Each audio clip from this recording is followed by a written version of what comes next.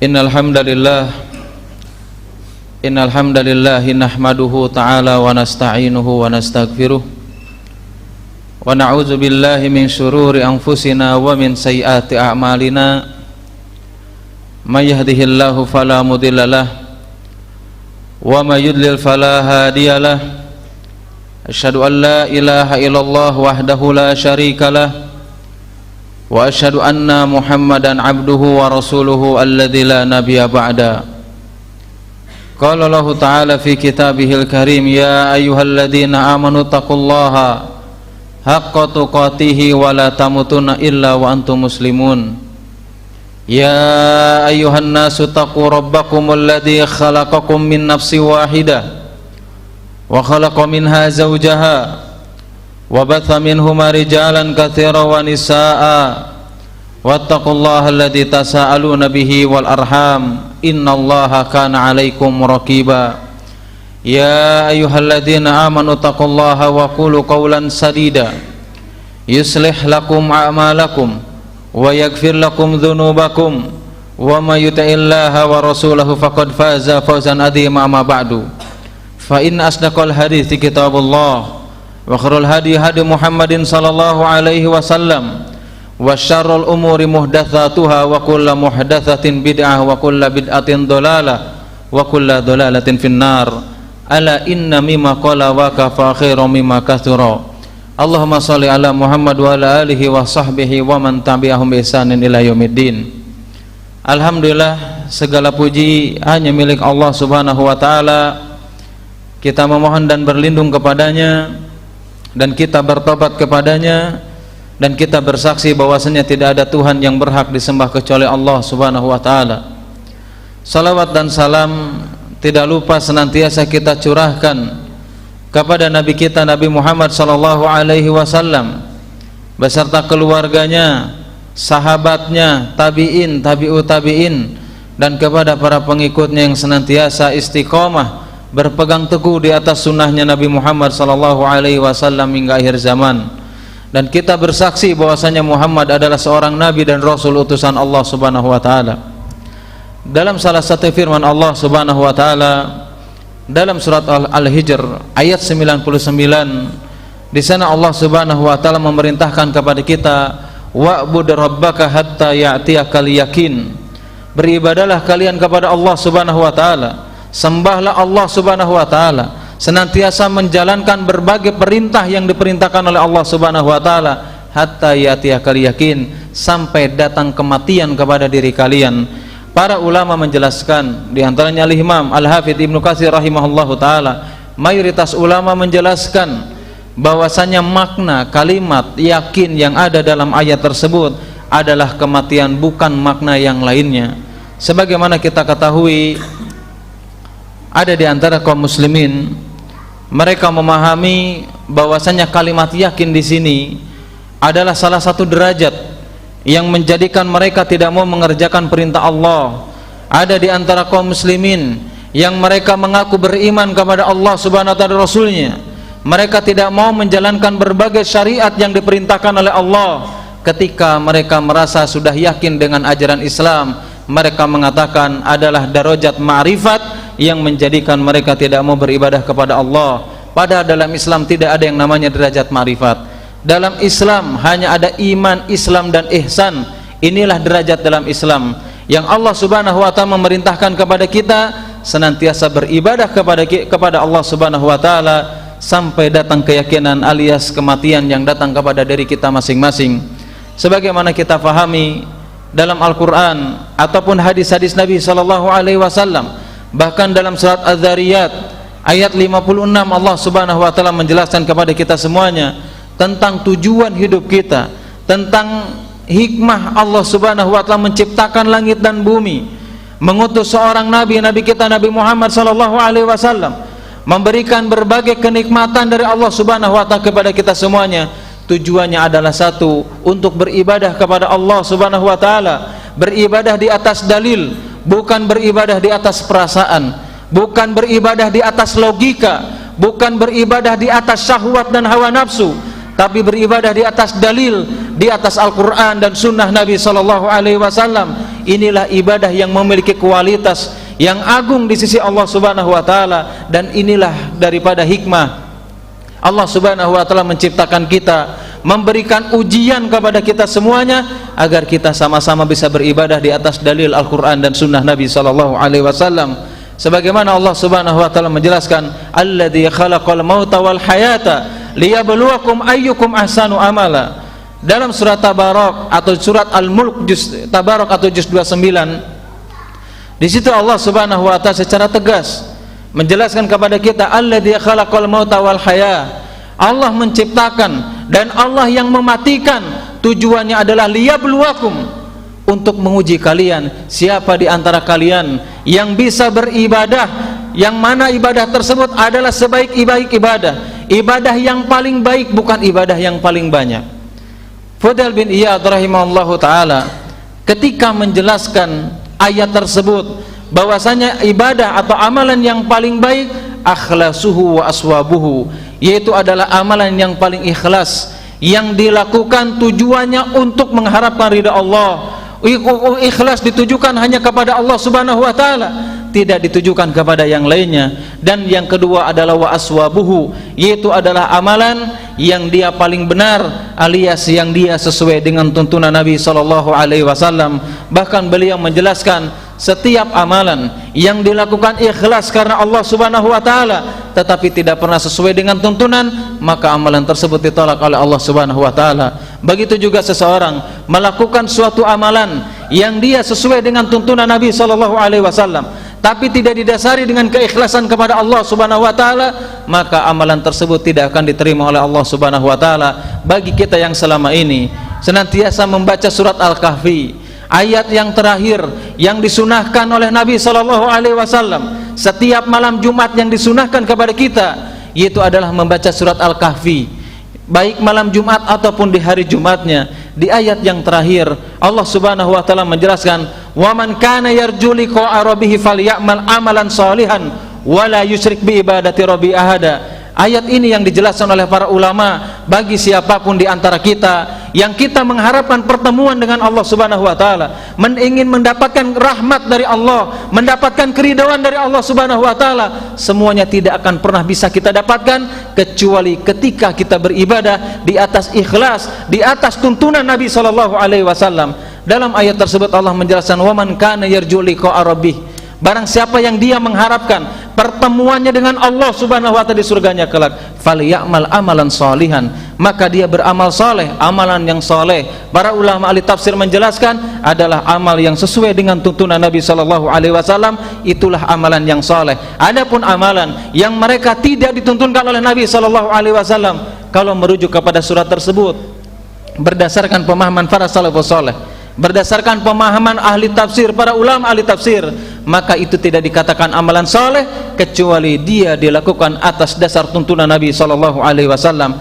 Bahkan yang kedua, dalam ayat tersebut ketika Allah menjelaskan, "Faman kana yarju liqa'a rabbih falyamal amalan sholihan wa la yusyrik bi ibadati rabbih ahada." Dan dia tidak melakukan kesyirikan kepada Allah Subhanahu wa taala, alias dia beribadah hanya ditujukan kepada Allah Subhanahu wa taala. Akan tetapi di antara kaum muslimin, mereka memiliki penyakit hati, mereka lupa, mereka terlena dengan amalannya, mereka terlena dengan apa yang selama ini telah kita lakukan. Kita semuanya terlena seolah-olah kita sudah melakukan banyak hal untuk Islam dan untuk kaum muslimin. Terkadang penyakit ini muncul pada diri kita masing-masing. Kita terlena bahwasanya seolah-olah kita sudah melakukan amalan yang paling baik, amalan yang terbaik, padahal penyakit tersebut adalah di antara penyakit yang bisa menghapuskan amalan yang selama ini kita lakukan. Penyakit tersebut adalah yang bisa menyebabkan justru Allah Subhanahu wa taala menjadikan kita menjadi penghuni nerakanya Allah Subhanahu wa taala, adalah ketika pada diri kita masing-masing memiliki sifat ujub, merasa paling benar, merasa dia telah melakukan banyak hal terhadap Islam dan kaum muslimin. Dalam salah satu firman Allah Subhanahu wa taala yang ditakutkan orang-orang yang bertakwa kepada Allah, yang mereka mengharapkan pertemuan dengan Allah Subhanahu wa taala, di antaranya dalam salah satu firman Allah Subhanahu wa taala dalam surat Al-Mu'minun ayat 60, begitu juga ayat 61. Di situ menjelaskan tentang sifat orang yang bertakwa, orang yang beribadah kepada Allah Subhanahu wa taala, yang mereka melakukan ibadah ikhlas karena Allah sesuai dengan tuntunan Nabi sallallahu alaihi wasallam. Dalam ayat tersebut dikatakan walladzina yutuna wa ataw wa qulubuhum wajillatum annahum ila rabbihim rajiun.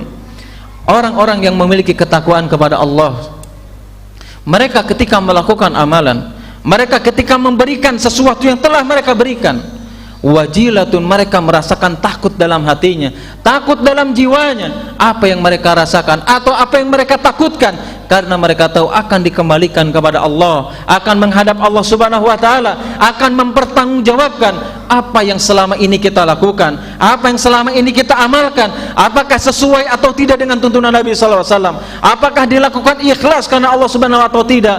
Mereka merasakan ketakutan, amalannya tidak akan diterima oleh Allah Subhanahu wa taala. Yusari'una fil khairat, tetapi mereka senantiasa memiliki semangat yang tinggi untuk senantiasa mengerjakan berbagai syariat yang dijelaskan dalam Al-Quran dan Sunnah Nabi sallallahu alaihi wasallam. Aisyah radhiyallahu taala anha, salah satu istri Nabi sallallahu alaihi wasallam, ketika mendengarkan ayat tersebut bertanya kepada Nabi sallallahu alaihi wasallam, wahai Rasulullah, apa yang dimaksud dengan mereka yang takut dengan amalannya? Apa yang menjadikan mereka takut akan kembali kepada Allah Subhanahu wa taala? Apakah mereka pezina? Apakah mereka pencuri? Apakah mereka tidak mengerjakan salat?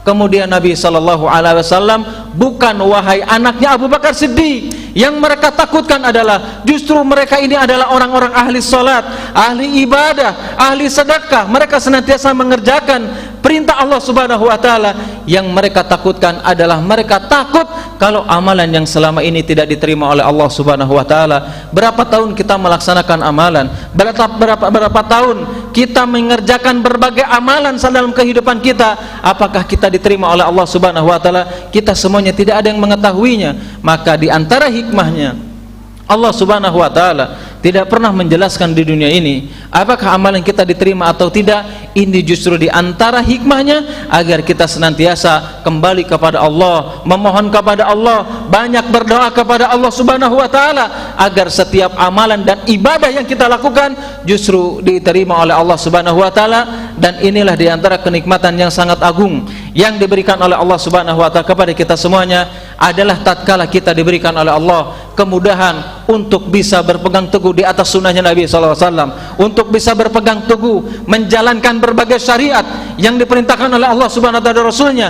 Ini justru kenikmatan yang sangat agung. Dan yang paling agung lagi adalah ketika amalan yang kita lakukan diterima oleh Allah Subhanahu wa taala sebagai bentuk ganjaran bagi kita semuanya. Bahkan ulama-ulama terdahulu dijelaskan oleh Al-Mu'alla bin Al-Fadli dalam kitab Lataiful Ma'arif, sifat-sifat orang salaf, sifat-sifat orang bertakwa kepada Allah, sifat-sifat orang yang mereka mengharapkan keridhaan Allah, yang mereka senantiasa beribadah kepada Allah Subhanahu wa taala karena mereka tahu kalau amalannya belum tentu diterima oleh Allah Subhanahu wa taala, sehingga tidak menjadikan putus asa untuk senantiasa mengerjakan berbagai ketaatan kepada Allah. Dan mereka senantiasa berdoa kepada Allah Subhanahu wa taala agar amalannya diterima oleh Allah Subhanahu wa taala. Dalam kitab Lataiful Ma'arif, riwayat tersebut yang diriwayatkan dari para sahabat, bahwasanya di sana dijelaskan kanu yad'unallah taala, mereka orang-orang soleh terdahulu, mereka senantiasa beribadah, berdoa kepada Allah Subhanahu wa taala dengan sungguh-sungguh. Mereka memohon kepada Allah Subhanahu wa taala sittatu ashhurin an yubligahum Ramadan. Mereka bersungguh-sungguh 6 bulan sebelum bertemu dengan bulan Ramadan, mereka berdoa agar dimudahkan oleh Allah agar mereka bertemu dengan bulan Ramadan. Apakah setelah bertemu dengan Ramadan mereka merasa pede dengan amalannya? Mereka merasa pede ketika akan berpisah dengan Ramadan, amalannya akan diterima oleh Allah Subhanahu wa taala? Justru mereka para sahabat Nabi sallallahu alaihi wasallam ketika sadar akan berpisah dengan Ramadan, betapa singkatnya bulan yang penuh keberkahan, bulan yang penuh dengan ampunan dari Allah Subhanahu wa taala, mereka sadar dengan singkatnya waktu Ramadan, mereka memohon kepada Allah Subhanahu wa taala wa yad'unahu sittatu ashhur, dan mereka selama 6 bulan setelah berpisah dengan bulan Ramadan mereka beribadah, berdoa kepada Allah Subhanahu wa taala antuqbala minhum, mereka memohon agar diterima setiap amalan yang mereka lakukan. Aqulu qouli hadza wa astaghfiru wa lakum wa lisairil muslimin innahu huwas samiul alim.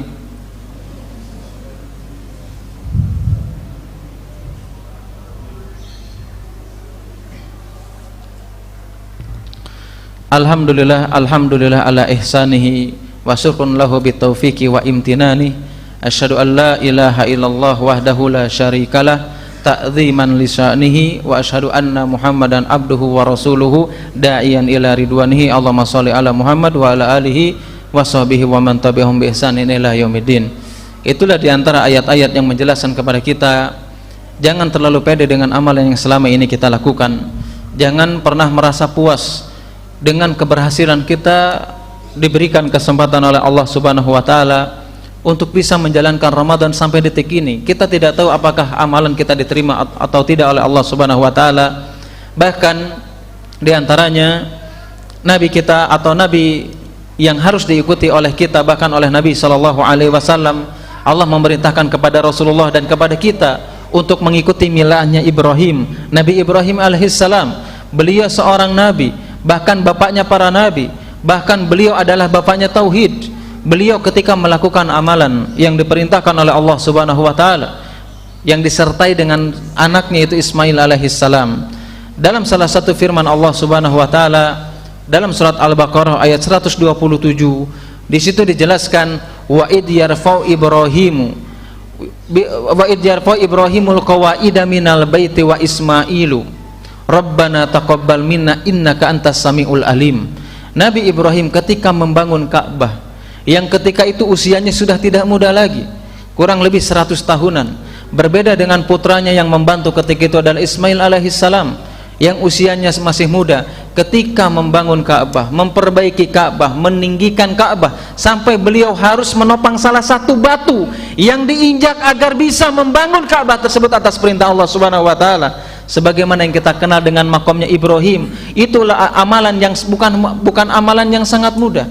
Ketika Ibrahim membangun Ka'bah bukan perbuatan yang sangat ringan, justru ini adalah amalan yang berat. Harus mengambil batu di sebuah bukit, harus diukir, harus ditempelkan, padahal itu adalah pengorbanan yang sangat luar biasa. Tapi apa yang keluar dari lisan Ibrahim alaihissalam, beliau begitu takut dengan amalan yang dilakukannya. Beliau senantiasa memohon dan berdoa kepada Allah setiap melakukan amalan, setiap melakukan apapun yang diperintahkan oleh Allah Subhanahu wa taala. Rabbana taqabbal minna innaka antas samiul alim. Ya Allah, terimalah setiap amalan dari kami, bahwasanya Engkau adalah Maha mendengar atas apa yang selama ini kita lakukan. Inilah doa Ibrahim yang memiliki rasa takut. Bagaimana dengan kita yang kita bukan seorang nabi, bukan seorang rasul, masih banyak kekurangan dari amalan yang selama ini kita lakukan, masih banyak kekurangan dari puasa yang kita kerjakan, masih bercampur dengan kemaksiatan, masih bercampur dengan kedengkian. Bagaimana kita selama ini yang senantiasa bersedekah, masih banyak kekurangan dengan harta kita yang kita sedekahkan.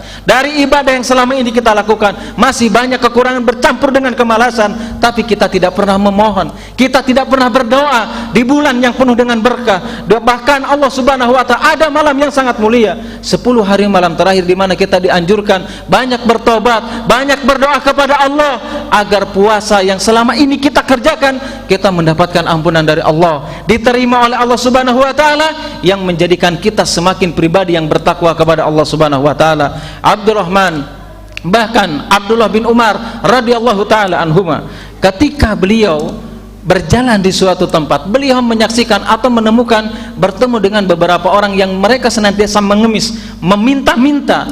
Apa yang dilakukan oleh Abdullah bin Umar radhiyallahu taala anhuma? Abdullah bin Umar kemudian meminta kepada anaknya 1 dinar untuk diberikan kepada orang miskin tersebut, untuk diberikan kepada orang yang minta tersebut. Ketika itu anaknya langsung berdoa kepada Allah Subhanahu wa taala, ya Allah, atau wahai ayahku, semoga Allah Subhanahu wa taala menerima apa yang engkau lakukan. Apa yang dijawab oleh Abdullah bin Umar ketika itu? Abdullah bin Umar mengatakan, kalau seandainya aku tahu 1 sujud yang aku lakukan diterima oleh Allah Subhanahu wa taala, kalau seandainya aku tahu 1 dinar atau 1 dirham yang aku sedekahkan kemudian diterima oleh Allah Subhanahu wa taala, maka lebih aku cintai kematian daripada yang lainnya. Tapi apakah engkau tahu, kata Abdullah bin Umar, siapa amalan yang diterima oleh Allah Subhanahu wa taala? Amalan yang diterima oleh Allah Subhanahu wa taala adalah mereka yang memiliki ketakwaan kepada Allah, yang mereka mengerjakan, di antaranya ada yang mengerjakan puasa di bulan Ramadan didasari keimanan dan ketakwaan kepada Allah, mengharapkan ganjaran dari Allah Subhanahu wa taala. Dan di antara sifat orang yang bertakwa adalah mereka yang ketika bertemu dengan 10 hari di malam terakhir di bulan Ramadan, mereka bangun untuk mengerjakan salat, berdoa, beribadah, membaca Al-Quran, dan mereka tidak mengharapkan sedikit pun kecuali ampunan dan keridhaan dari Allah Subhanahu wa taala. Orang-orang yang bertakwa, yang amalannya diterima oleh Allah Subhanahu wa taala adalah orang-orang yang mereka didekatkan dengan surganya Allah Subhanahu wa taala. Wa uzlifatil jannatu lil muttaqina ghairu ba'id. Hadza ma tu'aduna likulli awwabin hafid. Man khasyar rahmana bil ghaibi wa ja'a biqalbin munib. Orang yang memiliki ketakwaan kepada Allah, didekatkan surga dengannya, diperlihatkan berbagai kenikmatan yang ada di dalam surganya Allah Subhanahu wa taala. Bahkan apa? Orang yang bertakwa dalam ayat tersebut adalah memiliki sifat awwab, senantiasa dia kembali kepada Allah, mengerjakan berbagai syariat yang diperintahkan oleh Allah dan Rasulnya. Mereka senantiasa mengerjakan, bahkan menjaga syariat yang datang dari Nabi SAW, tidak mengurangi, tidak pernah merenovasi.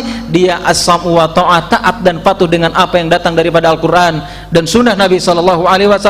Wa ja'a biqalbin munib adalah orang yang bertakwa, yang diterima amalannya oleh Allah Subhanahu wa taala, adalah orang-orang yang mereka memiliki semangat tinggi untuk beribadah kepada Allah Subhanahu wa taala. Inilah khutbah yang singkat ini, mudah-mudahan bermanfaat khususnya bagi hati pribadi, umumnya bagi jamaah sekalian.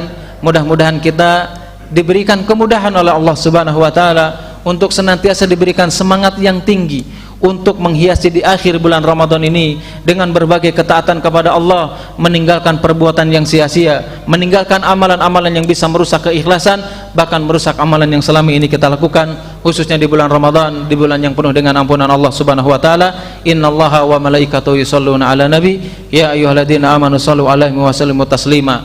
Allahumma ighfir lil muslimina wal muslimat, lil mu'minina wal mu'minat, al ahya'i minhum wal amwat, innaka sami'un qaribun mujibud da'wat. Rabbana atina fid dunya hasanah wa fil akhirati hasanah wa qina adzabannar. Allahumma alif baina qulubina wa aslih dzata bainina wa najjina minadh dhulumati ilan nur wa jannibnal fawahisha ma dhahara minha wa ma batan.